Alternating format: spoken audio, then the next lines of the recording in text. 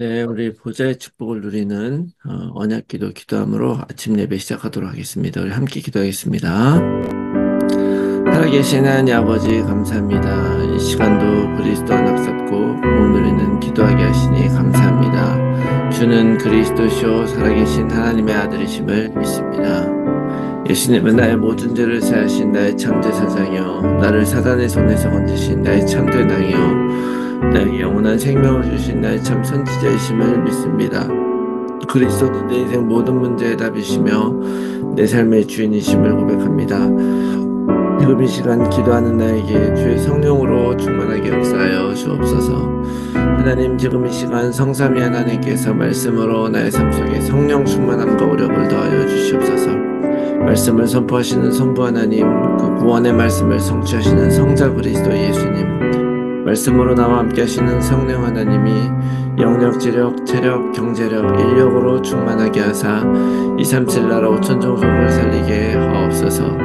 하나님, 지금 이 시간 기도를 통하여 내 안에 7망대 7여정 7이정표가 세워지게 하옵소서. 오직 성령의 충만함을 입어 세상의 그 어떤 것에도 흔들리지 않게 하시고 오직 성령의 능력으로 어떤 사단의 시험에도 넘어지지 않게 하옵소서. 오직 성령의 인도를 받아 하나님께서 원하시는 길을 오늘도 걸어가게 하옵소서. 오늘도 언약 잡고 기도하는 우리들에게 최고의 축복을 부어주시고 축복을 볼 수 있는 영혼과 믿음을 허락하여 주시옵소서. 하나님 자녀의 기도를 반드시 응답하시며 성령으로 역사하실 줄 믿습니다. 이 모든 말씀을 예수 그리스도의 이름으로 기도합니다. 아멘.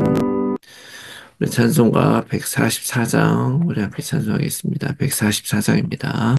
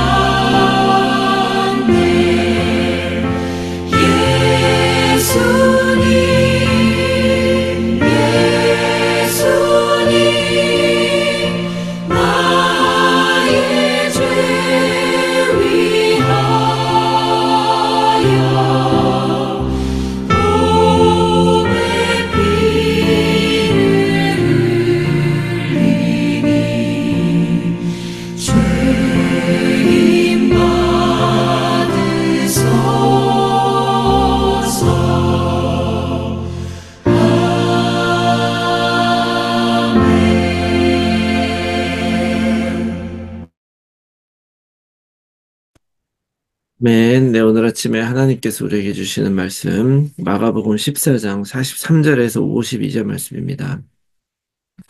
마가복음 14장 43절에서 52절 말씀 제가 읽겠습니다. 예수께서 말씀하실 때에 곧 열둘 중 하나인 유다가 왔는데 대제사장들과 서기관들과 장로에게서 파송된 무리가 검과 몽치를 가지고 그와 함께 하였더라. 예수를 파는 자가 이미 그들과 군호를 짜 이르되 내가 입맞추는 자가 그이니 그를 잡아 단단히 끌어가라 하였는지라. 이에 와서 곧 예수께 나와 랍비여 하고 입을 맞추니 그들이 예수께 손을 대어 잡거늘 곁에 서 있는 자 중 하나 한 사람이 칼을 빼어 대제사장의 종을 쳐 그 귀를 떨어뜨리니라.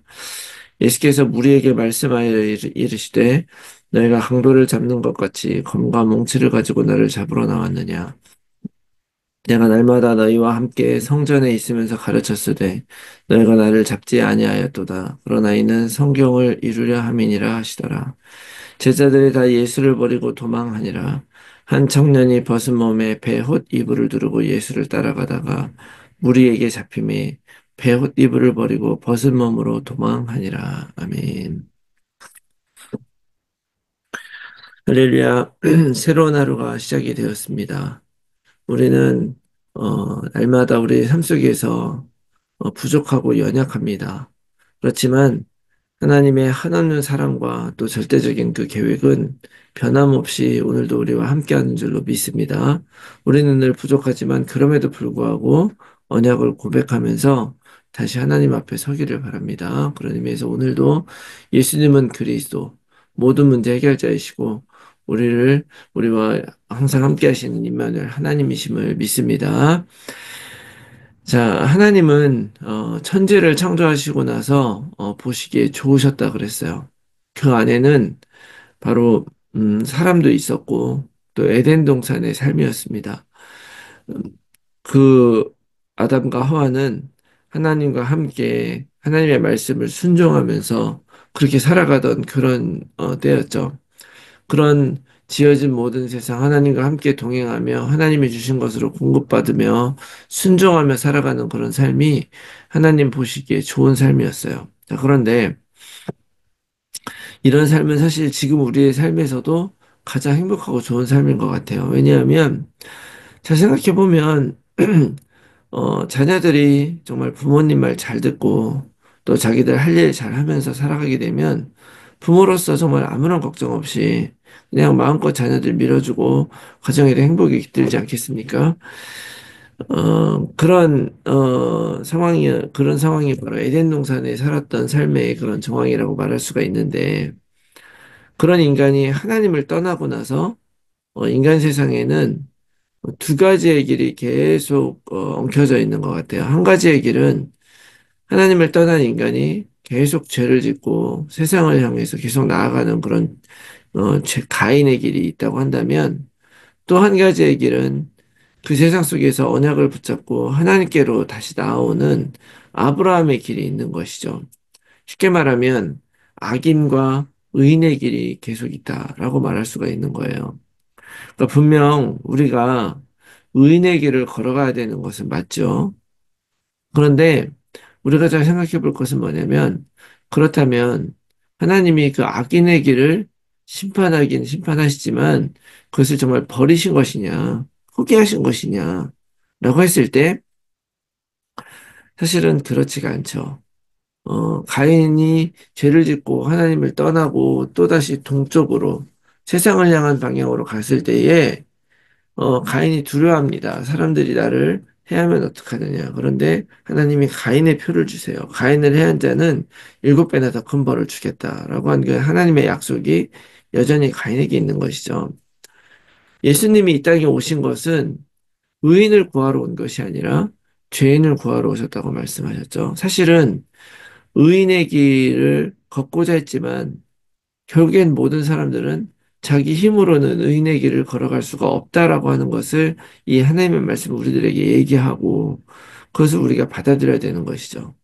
예수님이 이 땅에 오신 것은 바로 하나님께서 구원하신 이스라엘이 결국에는 하나님을 배신하고 예수님을 배신하고 결국에는 죄인의 길로 갈 수밖에 없었기 때문에 그런 우리들을 구원하기 위한 생명의 길로 예수님은 길을 열어주신 것입니다. 그래서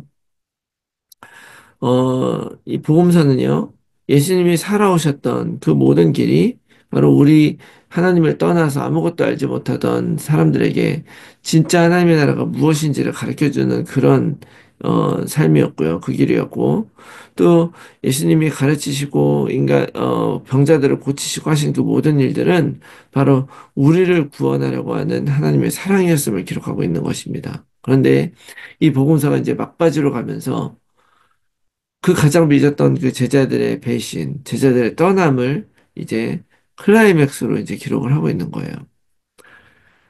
예수님께서 그 전생애를 통해서 그 놀라운 일들을 해주셨음에도 불구하고 그 사랑을 알지 못한 눈뜬 장님 같은 제자들, 그 사람들로 인해서 예수님은 배신당하고 더 고통스러운 상황 속에 들어가는 거예요.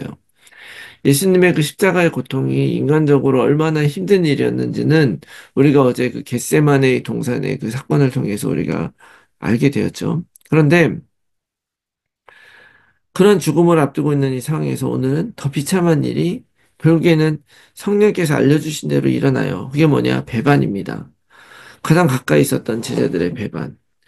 그 유다의 배반은 이미 예고되어 있었고 정말 치가 떨릴 만한 일이죠. 사실 예수님을 보고 와서 입을 맞추잖아요. 그 당시에 스승을 보고 입을 맞추는 것이 어떤 풍습이었죠. 그런데 여기 나오는 이 단어는요, 그냥 단지 입 맞췄다는 것이 아니라 연달아서 라는 단어하고 입 맞추다는 단어가 합성된 동사예요. 그래서 여러 번 입을 맞췄다는 거예요. 이 말은 뭡니까? 만일 이 일이 아니었다면 스승을 보고 와서 정말 너무 반가워서 정말 여러 번 인사하고 너무 반가움을 표현하는 그런 것이었는데 그 뒤에 숨겨진 그 사건은 무엇입니까? 사실은 예수님을 잡아가라는 더 확실한 사인을 주기 위한 것이었다는 거예요. 그래서 대제사장들과 그 제사장들과 그 종들이 칼하고 몽치라는 그 무기는 나무 장대 끝에 쇠를 매달은 그런 무기예요. 그걸 몽치라 그러는데 그거를 가지고 예수님을 잡으러 와서 예수님을 잡았죠.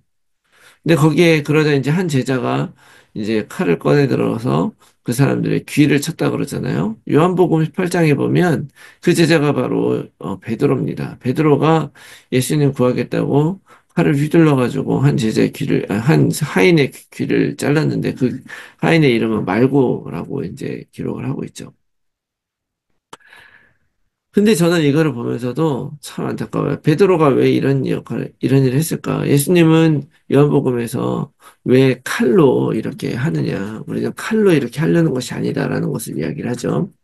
베드로는 끝까지 예수님을 배신하지 않겠다. 끝까지 예수님을 지키겠다 그러면서 어떻게 보면 지키려고 하는 그런 몸부림이었을지 모르지만 결국 이 사건을 통해서 정말 적을 만들어 버리고 결국엔 어떻게 됩니까? 다 도망가는 거예요. 제자들이 50절 제자들이 다 예수를 버리고 도망갔다. 이걸 이미 다 얘기한 거잖아요. 너희 중에 한 사람이 팔 것이다.